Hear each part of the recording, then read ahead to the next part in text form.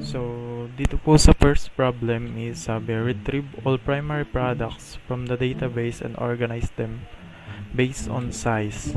So, ang ginamit ko po dito is case expression, which is, yun nga, nag-select ako sa database from front product. Ito po. Tapos, ginamitan ko po siya ng case expression. Tapos, sinet ko when per size is equal to single order, then it is 1. Yun, babasahin siya at as 1. Tapos, pag per size naman po is small, then is 2.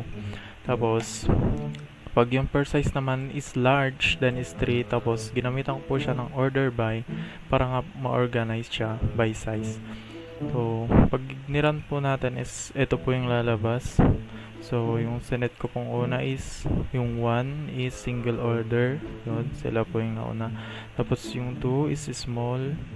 Tapos, yung 3 is large. So, dito sa pangalawang problem is obtain products and set to expire in August from the product table. So, ang ginamit ko po dito is extract ko lang po. So, ito pong extract is ginagamit po talaga siya sa pag-extract ng mga year, month, ganun po, mga date, ganun. Tapos, ito, ginamit ko po dito is extract from month from PXP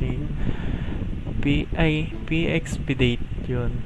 Kasi ito po sinet ko sa 8, so kasi sa is August, which is 08 sa problem. So pag naram po natin dito is papakita po yung mga product na mag-expire lang po sa August. Yan.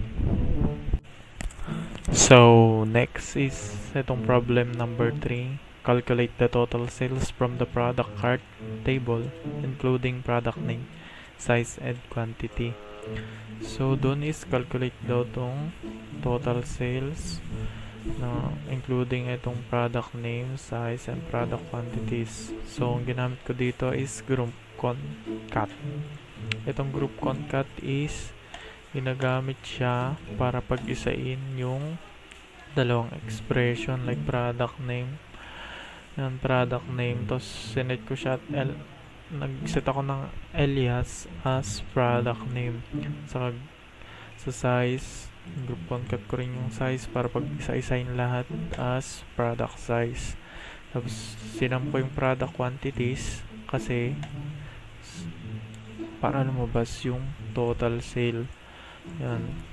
Sinet ko naman yung total quantities as nag-alias ako.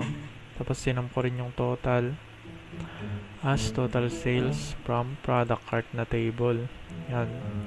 Tapos pag niran naman to, yan, eto, lalabas. So, bakit ako nag-alias pa dito sa product name? Sa product name din naman. So, try natin tanggalin to. Yan. Kasi pag di nag-alias yan, lalabas group concat product name. Kaya para mas maayos, lagay ko ng alias sa product name. Ganun din dito sa product size. So, next po dito is number 4. Problem number 4 is retrieve all records from the sales table and group them by date. Yun. So, dito, punta tayo sa table sales, tapos sabi doon, i-retrieve daw natin yung sales sa table, tapos i-group natin siya by date, tapos sales. Yan.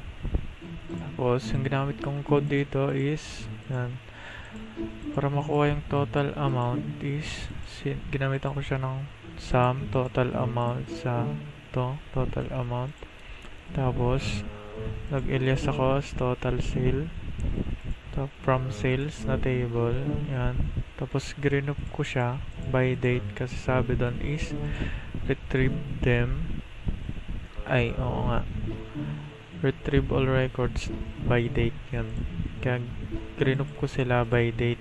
Tapos, pag naran yan, lalabas yung yung date. Tapos, yung total sale sa date na yan. So, dito naman po sa number 5 na problem is determine the number of entries in the product card table. So pagpunta po tayo sa database, ito sa product card na table, ito daw po dapat daw lumabas yung number ng entries. Ito 1, 2, 3, 4, 5, 6, 7, 8, 9, 10, 11 yun.